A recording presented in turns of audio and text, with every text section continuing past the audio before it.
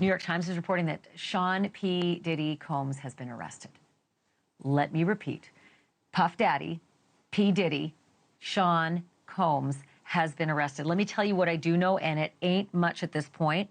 Arrested in Manhattan this evening. Grand jury indicted him according to a person familiar with the indictment, not authorized to speak publicly.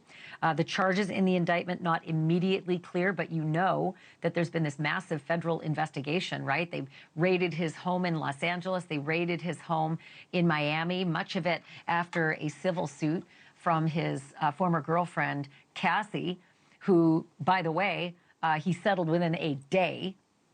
And then after that, video came out showing him beating her to a living pulp in a hotel.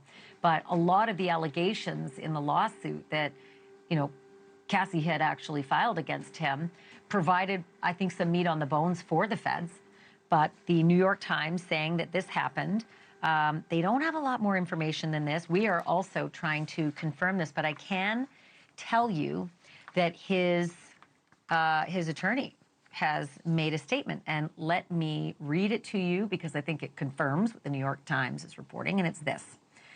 And it's Marc Agnifilo, his attorney. Quote, "We are disappointed with the decision to pursue what we believe is an unjust prosecution of Mr. Combs by the U.S. Attorney's Office.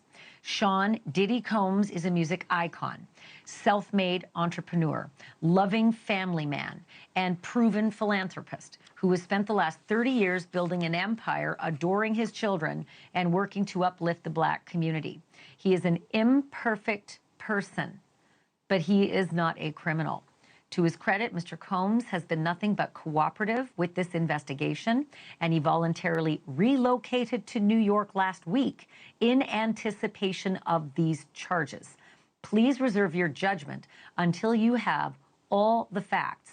These are the acts of an innocent man with nothing to hide, and he looks forward to clearing his name in court."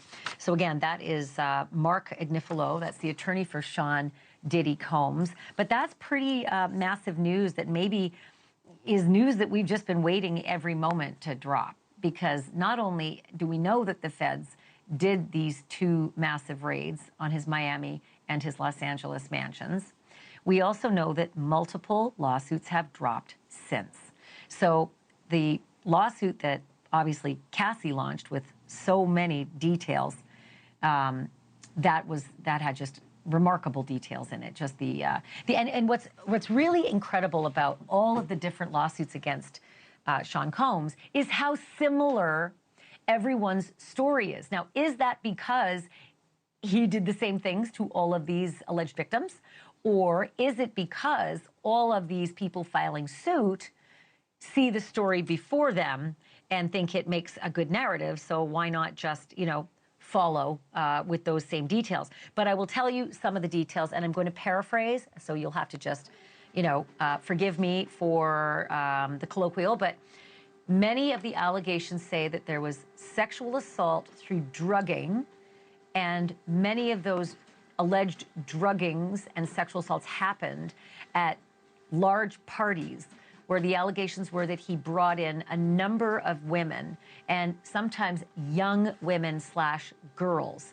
Allegations that many of those at the party, many of the female party attendees looked as though they were underage, may very well have been underage, but that multiple women said that they were drugged or saw other women being drugged. In fact, we just reported on a lawsuit last week of yet another accuser saying that she saw this happen at multiple parties. She was a member of the making of the band. She's suing Diddy for years and years of verbal abuse, mental abuse, physical abuse, and sexual abuse.